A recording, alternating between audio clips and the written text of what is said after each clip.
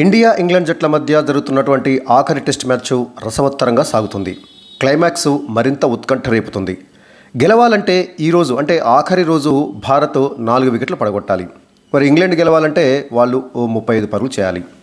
భారీ లక్ష్యాన్ని నిర్దేశించి ఎన్నో ఆశలతోటి 4వ రోజు బరిలోకి దిగినటువంటి India Harry Brook, Joe Root వీరిద్దరూ చెలరేగిన వేళ ఓ దశలో మ్యాచ్ను దాదాపుగా చేజార్చుకున్నట్లే కనిపించింది. కానీ 4వ రోజు ఆఖర్లో పుంజుకున్నటువంటి టీమిండియా చకచకా వికెట్లు పడగొట్టి మళ్ళీ పోటీలోకి వచ్చింది.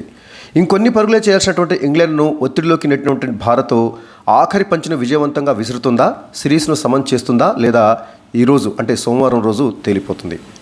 374 పరుగుల లక్ష్య ఛేదనలో ఓవర్ నెట్ స్కోరు 1 వికెట్ నష్టానికి 50 పరుగులతోటి నిన్న అంటే 4వ రోజు ఆదివారం నాడు బ్యాటింగ్ కొనసాగించినటువంటి ఇంగ్లాండ్ జట్టు నిన్న ఆట ముగిసే సమయానికి 6 వికెట్ల నష్టానికి 339 పరుగులు చేసింది.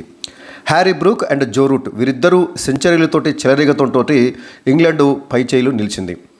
ఇక హ్యారీ బ్రూక్ 98 బంతుల్లోనే 14 ఫోర్లు 2 సిక్సర్లతోటి 111 పరుగులు చేస్తే జో రూట్ 152 బంతుల్లో 12 ఫోర్లతోటి 105 పరుగులు చేశారు. వీరిద్దరూ కలిసి అదిరిపోయేటటువంటి శతకాలతోటి ఇంగ్లాండ్ను పై స్థాయిలోనే నిలిపారు. ముఖ్యంగా హ్యారీ బ్రూక్ అయితే వన్డే తరహాలో చెలరేగి ఆడాడు. కానీ ఆఖర్లో పుంజుకున్నటువంటి టీమిండియా మళ్ళీ పోటీలోకి వచ్చింది. వర్షం కారణంగా కాస్త ముందే ఆట ముగిసింది.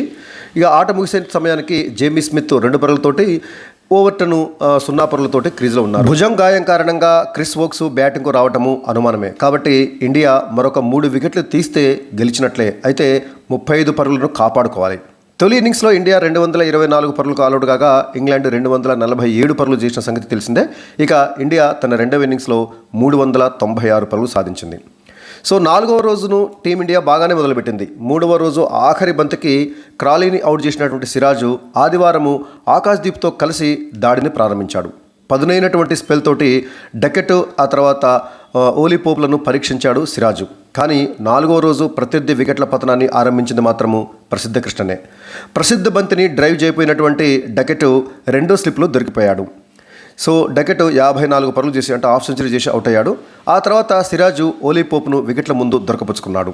సో 27 పరుగులు చేసినటువంటి ఓలీ పోపు ఎల్బీడబ్ల్యూగా సిరాజ్ బౌలింగ్లో అవుట్ అయ్యాడు. అప్పటికి ఇంగ్లాండ్ స్కోరు 106 పరుగులు మాత్రమే. అంటే 106 పరుగులకి 3 వికెట్లు కోల్పోయింది ఇంగ్లాండ్.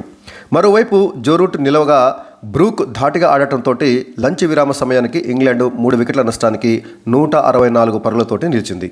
జో రూట్ కూడా అలవోకగా బ్యాటింగ్ చేయడంతో ఇంగ్లాండ్ విజయం వైపుగా దూసుకు వెళ్ళింది. స్కోరు 300 దాటడంతో ఆ జట్టు విజయము తేలికే అని అందరూ అనుకున్నారు. 106 పరుగులకే 3 వికెట్లు పడగొట్టిన హ్యారీ బ్రూక్, జో రూట్ వీరిద్దరూ సూపర్ బ్యాటింగ్ తోటి టీమిండియా వెనుకబడిపోయింది. చెలరేగి ఆడినటువంటి హ్యారీ బ్రూక్ భారత ఆశలపై నీళ్లు చల్లాడు. లంచ్కు ముందు సిరాజ్ క్యాచ్ వదిలేయడంతో బతికిపోయినటువంటి హ్యారీ బ్రూక్ ఆ అవకాశాన్ని పూర్తిగా ఉపయోగించుకున్నాడు. సో ప్రసిద్ధ కృష్ణ బౌలింగ్లో హ్యారీ బ్రూక్ ఇచ్చినటువంటి క్యాచ్ను బౌండరీ లైన్ వద్ద సిరాజ్ పట్టుకున్నాడు. కానీ బౌండరీ లైన్ దాటేశాడు. సో సిరాజ్ చేసినటువంటి ఆ చిన్న తప్పిదం అనేదికి దానికి ఇండియా భారీ మూల్యాన్ని చెల్లించుకుంది. లంచ్ తర్వాత కూడా వీరిద్దరి జోరు కొనసాగింది. సో హ్యారీ బ్రూక్ 39 బంతుల్లోనే తన హాఫ్ సెంచరీని అందుకోవటం విశేషం. అంటే వన్డే తరహాలో అతడు బ్యాటింగ్ చేశాడనమాట. ఇక జో రూట్ కూడా ఎలాంటి తడబాటు లేకుండా బ్యాటింగ్ చేస్తూ పరుగులు రాబట్టాడు. 3 భారత పేసర్లు కూడా ఎలాంటి ప్రభావం చూపించలేకపోయారు ఆ లంచ్ ఆ తర్వాత టీ విరామ సమయం మధ్య. స్పిన్నర్లు కూడా అంతే.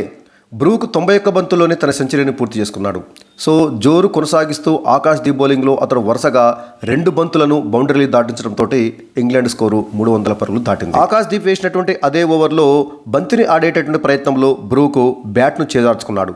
బ్యాట్ను తాకినటువంటి బాలు గాల్లోకి లేచి మిడాఫ్లో ఉన్నటువంటి సిరాజ్ చేతిలో పడింది. సో 19 పరుగుల వద్ద ఇదే సిరాజు ఆ క్యాచ్ను వదిలేశాడు, హ్యారీ బ్రూక్ క్యాచ్ని. తర్వాత అతడు 111 పరుగులు చేశాడు. చివరికి మళ్ళీ సిరాజే ఆ క్యాచ్ను అందుకున్నాడు. కానీ ఈలోపు జరగాల్సినటువంటి నష్టం మొత్తం జరిగిపోయింది. సో టీ విరామ సమయానికి కాసేపు ముందు హ్యారీ బ్రూక్ అవుట్ అయ్యాడు. అయితే అది కాస్త మనకి ఊరటనిచ్చిందే. కానీ అప్పటికీ ఇంగ్లాండ్ విజయానికి కావాల్సింది కేవలం 73 పరుగులు మాత్రమే.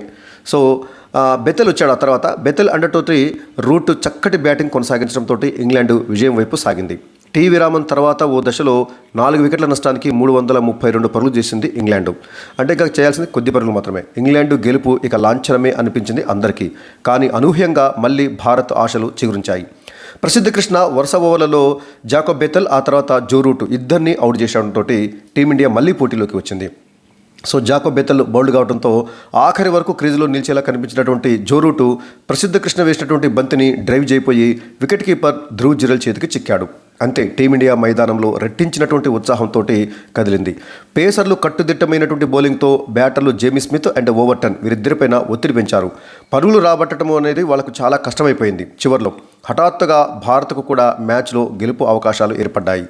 జో రూట్ అవుట్ అయిన తర్వాత 20 బంతుల్లో ఇంగ్లాండ్ చేసింది కేవలం 2 పరుగులు మాత్రమే కావటం గమనార్హం.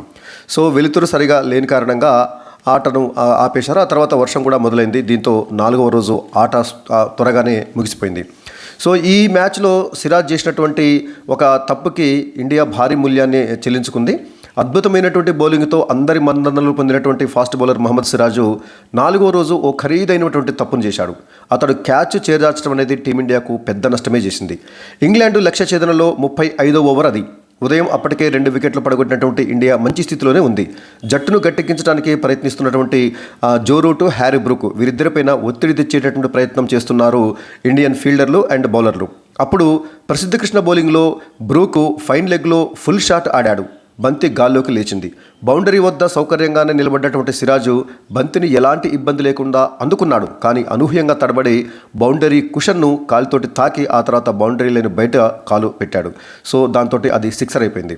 అతడు క్యాచ్ వదిలేయటమే మ్యాచ్ను మలుపు తిప్పింది అనుకోవచ్చు. అప్పటికి ఇంగ్లాండ్ 3 వికెట్ల నష్టానికి 137 పరుగులు మాత్రమే చేసింది. సో 19 పరుగుల వద్ద ఆ సిరాజ్ వదిలినటువంటి క్యాచ్తో బతికిపోయినటువంటి హ్యారీ బ్రూక్ ఏకంగా సెంచరీ చేశాడు. అది కూడా వన్డే తరహాలో చెలరేగి ఆడి మరీ సెంచరీ చేసి ఇంగ్లాండ్ను పటిష్ట స్థితిలోకి తీసుకొచ్చాడు. అయితే చివరిలో భారత బౌలర్లు మళ్ళీ కాస్త పుంజుకోవడంతో ఇండియా పోటీలోకి వచ్చింది. ఇక ఈ రోజు అంటే 5వ రోజు ఈ సిరీస్లో అన్ని మ్యాచ్లు కూడా చివరి రోజు వరకు కొనసాగాయి. వాస్తవానికి నిన్ననే ఈ మ్యాచ్ ముగిసిపోతుంది.